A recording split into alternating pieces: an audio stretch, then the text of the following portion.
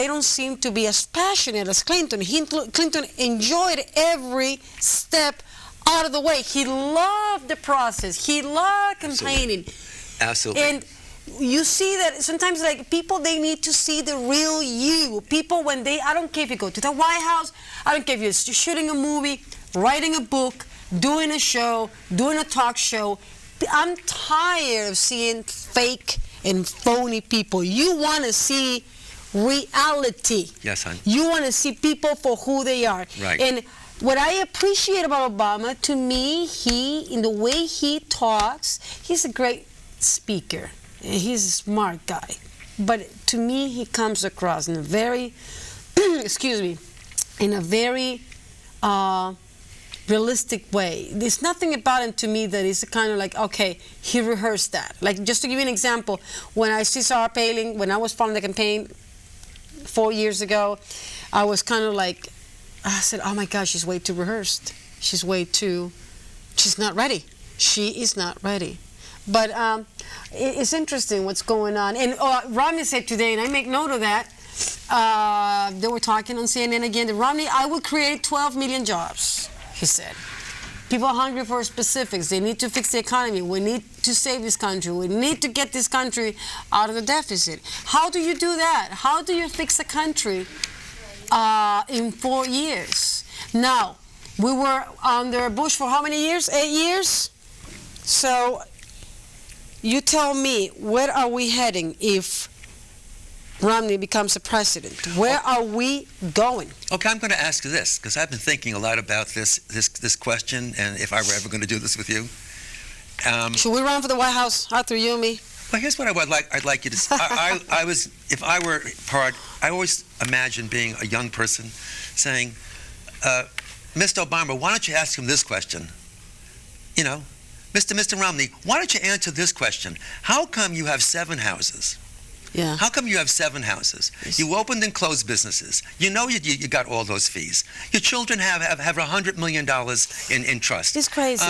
You know, when we overheard you in that with that little hidden camera thing and that, the truth is, you don't have to slip and slide. You're a great guy.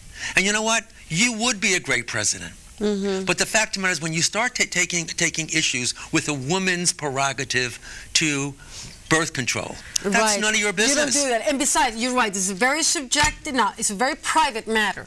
Correct. It's very private. Nobody. I was kind of appalled when I heard. What's the name of the guy who said? Ryan. No, forget about Paul Ryan. It's another guy who said, it was somebody else in the Republican Party, I cannot remember his name now, that said that they were, like, you know, against abortion, even if it's a rape. If it is, it is. It's God's meant to be. It is meant to be. I mean, you cannot go to a woman out there and say, listen, this is how you are going to live your life. You're not supposed to do that, Arthur. I can't believe it. It makes me insane. Forget about women's rights, men's rights. For Christ's sake, Arthur, I mean, it's like none of us has the authority to say, okay, you're going to live this way, you're going to do this, and you're going to do that. That's right. No. That's right. No. This is about freedom of speech. That's right. And each one of us has opinions, and each one of us is different. Mm-hmm. Okay, and we're entitled to our own opinions. Mm-hmm. Okay, and we should be free. We shouldn't be. I don't know. It drives me insane when I hear men or women, I don't care, but just talking about what women should do. That's right. What is that? This is going back to the women's suffrage, about women. By the way, women were not allowed to vote. Women, if you go to the Middle East, like I said, you can take the whole map and we can go to every single country, whether you're here, Latin America.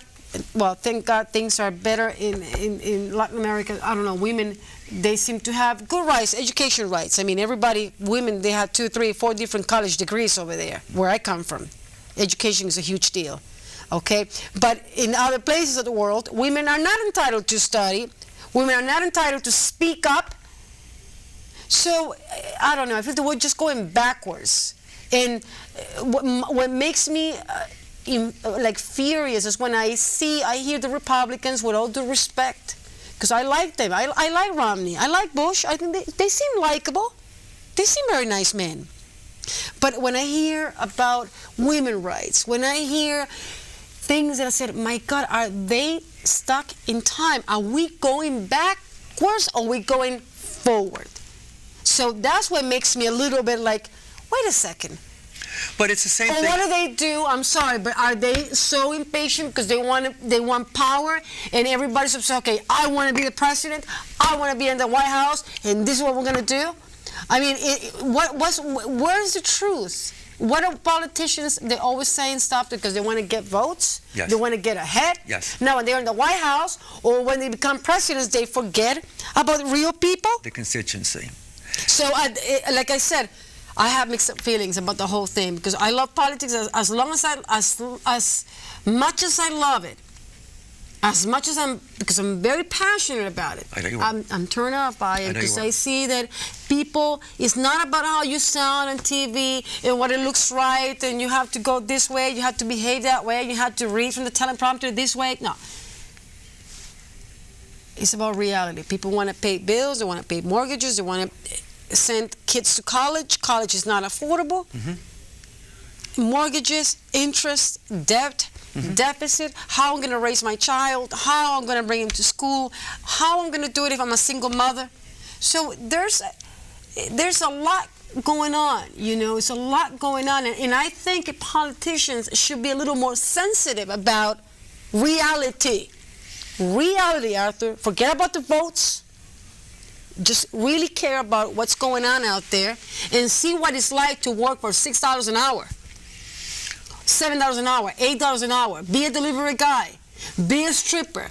Go and become a nun. Or go across the street and manage the bodega, the grocery store, right there on 45th or whatever. I mean, just live real life. Construction work, cleaning work. Start from the basis and then become a manager, and then you go. It seems like everybody wants to be in the high class, everybody wants to be refined, everybody wants to be accepted, everybody wants to make money. All of us, we want to make money. It's nothing wrong with it, but I just feel that I'm trying to be as real as I can. And when I hear politicians talking, like facing the camera this angle, and you gotta make sure you go that way, and you gotta make sure that you sound this way. Oh, but Mr. Obama, I heard that I feel that everything is an act. And I need heart beating. I need real blood, baby. I need reality. So I don't know if I'm too perceptive or maybe a little too crazy, Arthur, but I should let you talk. This is a monologue. No. This is exactly what I was hoping you'd say. And in fact, I really was hoping you'd say this because passion. You see, passion is. Does it make sense? Does it make sense what I'm saying to you, well, Arthur? if the people at home could literally text their phone and say, do they really understand and feel what you're saying? Mm.